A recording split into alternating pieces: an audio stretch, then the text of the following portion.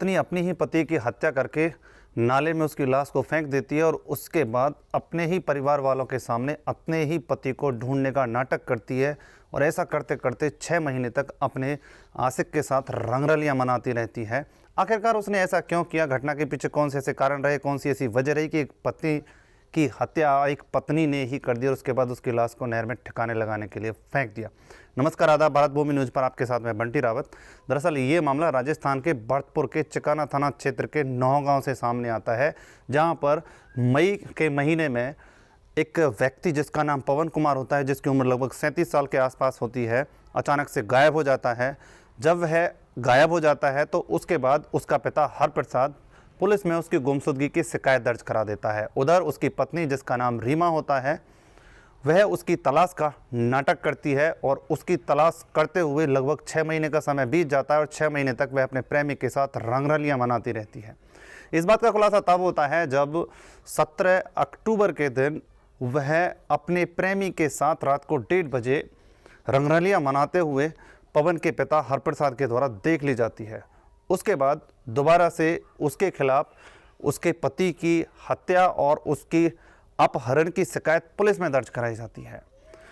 Police में हरप्रसाद, जो कि पवन का बाप होता है, और उसका छोटा भाई पुलिस थाने में जाते हैं और उसके खिलाफ, यानी कि जो पत्नी रीमा थी, उसके खिलाफ पुलिस में उसके पति के खिलाफ अपहरण और हत्या के मामले में उसके पति की FIR दर्ज कराते। उसके बाद उस महिला को गिरफ्त में ले लिया जाता है। उधर जब रात को 1:30 बजे उसे उसके प्रेमी के साथ रंगरलियां मनाते हुए देख लिया जाता है, जिसका नाम भागेश होता है, उसको वहां पर उसका पिता कमरे में बंद कर देता है। उसके बाद उसका भाई और पिता दिनेश उसको ज़बरदस्ती वहां से छुड़ा कर ले जाते हैं। पुलिस मौके पर पहुंचती है और उसके खिलाफ FIR दर्ज हो जाती है, जिसके बाद दोनों को गिरफ्त में लिया जाता है।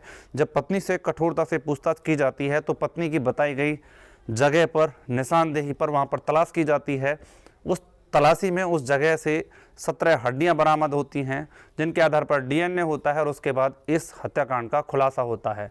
एक पत्नी ने ही अपने ही पति की अपनी हवस बुझाने के चक्कर में निर्मम तरीका से हत्या कर उसके शव को नाले में फेंक दिया था। जबकि पत्नी रीमा को एक कृतिका नाम का बेटा और कार्तिक नाम की एक लड़की भी थी, जिसकी उम्र महज 4 साल और 6 साल थी। हमारा एक कदम पूरी ज़िंदगी को बर्बाद कर देता है। एक गलत कदम की वजह से दोनों परिवार की ज़िंदगी बर्बाद हो गई।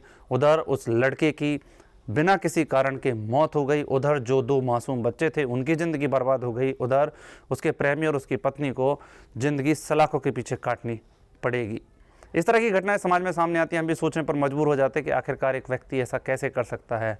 रिश्ते नातों को, इंसानियत को, मानवता को शर्मसार करता है। इस तरह की घटना को बताने के पीछे किसी की भावनाओं को ठेस पहुंचाने का कोई उद्देश्य नहीं है, केवल आपको सतर्क सावधान करने का है। कोई भी कदम बढ़ाने से पहले उसके बारे में विचार विमर्श जरूर करें, जिससे इस तरह की घटना का शिकार होने से आप बच जाए। फिर मिलते हैं इसी तरह की किसी और सच्ची घटना के साथ। तब तक के लिए जय हिंद, जय भारत।